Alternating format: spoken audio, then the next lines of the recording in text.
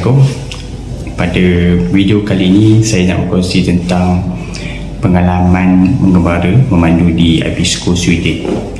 So tadi sebelum saya ceritakan pengalaman saya, nak cerita sikit lah apa itu Abisko dan kat mana terletak Abisko ni. So kalau korang tahu, Abisko ni merupakan taman negara yang terletak di utara Sweden, salah satu tempat yang terletak dalam Arctic Circle. So apakah itu Arctic Circle? So Arctic Circle ni merupakan satu kawasan yang anda boleh tengok fenomena Northern Light, iaitu cahaya warna hijau dekat langit, ataupun kalau musim panas anda boleh tengok midnight sun. Midnight sun ni maksudnya pada tengah malam anda tengok matahari terbenam dan dia akan naik balik dan masa yang sama dalam beberapa minit. So itu adalah fenomena yang biasanya berlaku dalam Arctic Circle. Antara tempat-tempat yang termasuk dalam Arctic Circle adalah macam Inari, Finland atau Ivalo, ataupun kalau di Finland yang famous adalah Rovaniemi, dan juga di Sweden Kiruna dan Abisko lah, di utara Sweden. Dan dekat Norway ada tempat-tempat yang Arctic Circle ni macam Lofoten Island, macam Tromsø, North Cap. So itu semua adalah tempat-tempat yang termasuk Arctic Circle. So kalau selain pada tu, dekat negara Eropah yang termasuk dalam Arctic Circle ialah di Greenland, which is dan termasuk dalam negara Denmark, dan juga negara Iceland. So Iceland tu, seluruh negara Iceland tu termasuk dalam kawasan Arctic Circle. Dan selain pada itu juga Rusia pun ada, di utara Rusia macam Murmansk merupakan dalam salah satu kawasan yang termasuk Arctic Circle.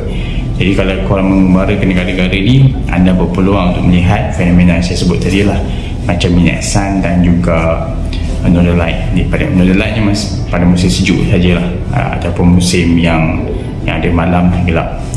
Dan cara nak tengok Northern Light ni biasanya anda kena pastikan malam tu gelap dan juga malam tu memang gelap kan. Jadi kena pastikan malam yang gelap tu tak ada awan lah, biasanya kalau awan yang ada susah sikit nak tengok, ataupun kalau masa tu turunnya salji, memang kemungkinan besar susah nak tengok Northern Light tu.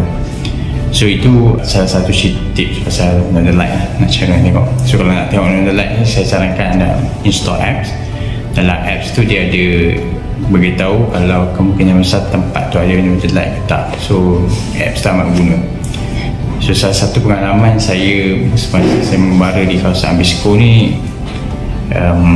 apa yang saya pernah macam mana saya jumpa dengan Northern Light ialah melalui apps lah.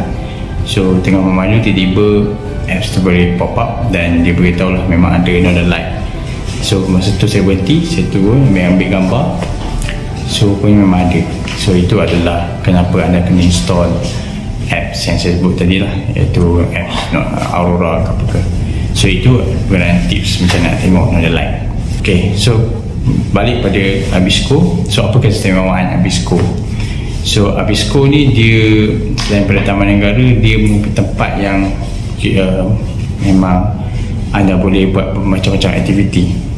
Sebagai contoh, di Abisko dia ada banyak hiking trail. So kalau anda suka hiking, anda boleh masuk ke, sama ada anda boleh hiking sendiri ataupun boleh ambil yang mana ejek untuk bantu anda untuk hiking dekat Abisko.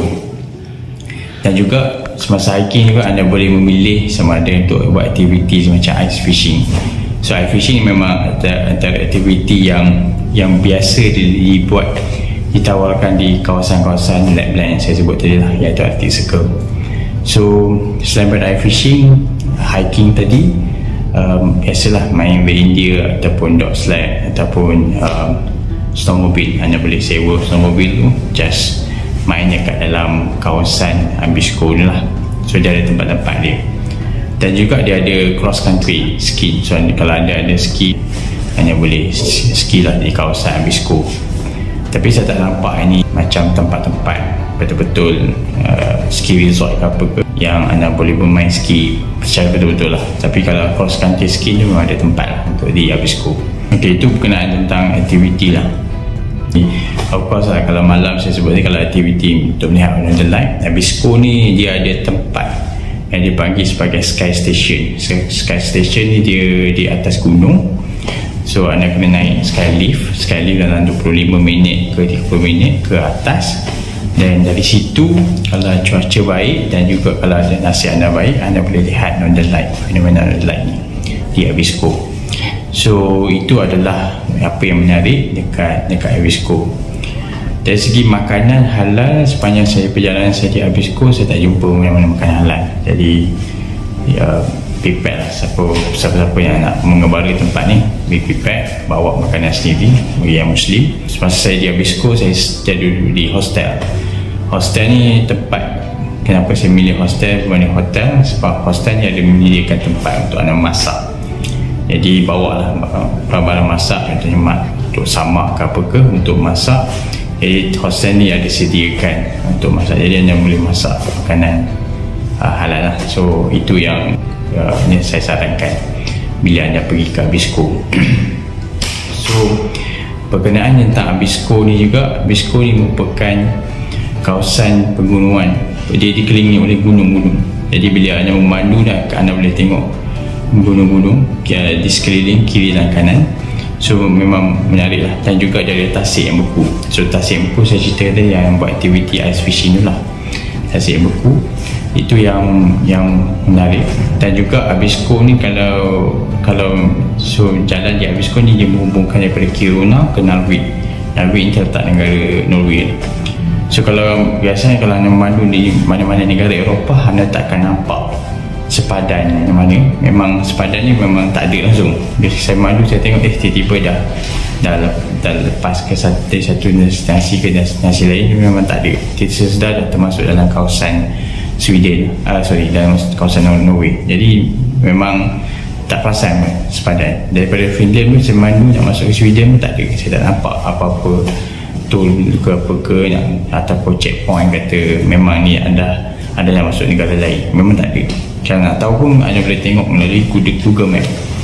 So itu adalah pengalaman yang menarik lah, yang memandu di negara-negara Eropah. Selain pada tu juga, bila memandu di Abisko ni, dia of course ada kawasan yang tebal saji. Jadi pastikan kereta anda yang mempunyai winter tire ni dia ada macam besi-besi sikit. Kalau di setengah negara anda kena pasang macam rantai, tapi di negara Scandinavia ni dia dekat tayar tu dia ada macam ada besi-besi lah. So tayar tu ada besi, bila dia memandu, bila anda memandu dia akan grip lah. Okay. Tapi saya sarankan memandu di Scandinavia berhati-hati sebab jalan agak licin. Jadi memang kena berhati-hati lah. So saya memang selantiasa pegang dua tangan sebab banyak kali kereta saya almost skidded sebab jalan licin.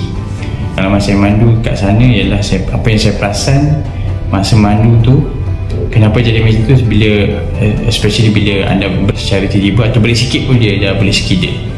So make sure jangan mandu secara laju lah sangat di sana. Okay, seterusnya kalau mandu di sana juga, bila anda memotong kereta lain, jangan potong masuk balik secara rapat lah. Sebab kita tak boleh buat macam dekat negara macam Malaysia ke apa ke, sebab dekat sana kalau motor kena ambil masa sikit untuk masuk ke depan kereta tersebut. Kalau masuk terus, kemungkinan kereta belakang akan marah sebab dia tak nampak. Bila dia masuk tu, salji tu dia akan terbang dan kereta belakang tak nampak kita jalan ke depan. So bahaya bagi pemandu lain lah. Jadi make sure kalau memotong, ambil masa untuk masuk ke line depan kereta tersebut. So itu pengenaan tentang ni. Dan kalau mandu musim sejuk, waktu siang pendek, kalau tak salah dalam 4 jam siang pukul 10 pagi terang sikit, pukul 2 petang dah gelap. So dari segi matahari tu memang susah lah nak nampak time musim sejuk. Memang tak nampak lah, saya rasa tak ada nampak macam kelam macam tu je, macam senja tu ya. So dia punya situasi juga, kenapa saya beritahu ni, sebab waktu solat tu memang singkat. Jadi kena alert sebab kadang-kadang masuk Zuhur, tiba-tiba dah masuk Asar, tiba-tiba masuk Maghrib. Memang singkat sangat lah. So memang kita paksa lah, kena rushing sikit lah. Bila aktiviti tu kena tengok balik, sebab Zuhur Asar terpendek, jadi nak walaupun anda boleh jamak tapi masa tu singkat, jadi kena betul-betul alert. So kena install Islamic apps ke apa ke supaya senang untuk tengok waktu semayang. Dan juga saya sarankan kalau ni ambil semayang di hotel atau hostel sebelum nak keluar, sebab on the way ke sepanjang perjalanan saya daripada Abisko ke Narvik tu memang tak ada langsung tempat berhenti untuk ambil air semayang ke apa, sebab dia ada tempat rehat, tapi tempat kebanyakan tempat rehat mereka tutup pada musim sejuk sebab tak ada orang nak maintain. Jadi itu yang benda yang kena particular lah. Dan seterusnya dengan minyak ke apa ke, kena pastikan sebab di Abisko ni, kalau sepanjang Abisko highway yang saya sebut tadi memang terlalu limited stesen minyak, especially daripada Abisko ke Narvik tu saya tengok memang tak ada sangat stesen minyak, kecuali bila nak sampai betul dekat Narvik tu memang ada lah stesen minyak, tapi bila sebelum tu memang tak ada. So pastikan minyak anda sentiasa ni. So saya sarankan bila minyak anda sepanjang anda memandu di negara Skandinavia ni, especially di kawasan Lapland ni, tempat circle saya sebut tadi, pastikan minyak anda tu at least jangan kurang daripada separuh. So sentiasa top up lah minyak. Kadang-kadang kita selalu compare harga stesen minyak ni. Jadi kat sana anda tak boleh terlalu compare sebab anda kena pastikan minyak tu sentiasa penuh, sebab stesen minyak agak limited lah dekat sana. So saya rasa tu je saya nak share pengalaman saya memandu di Skandinavia. So kalau apa-apa soalan apa-apa boleh drop box komen dan saya akan share sikit tentang apa saya boleh jawab sikit lah. Ok, itu saja. Terima kasih. Assalamualaikum warahmatullahi wabarakatuh.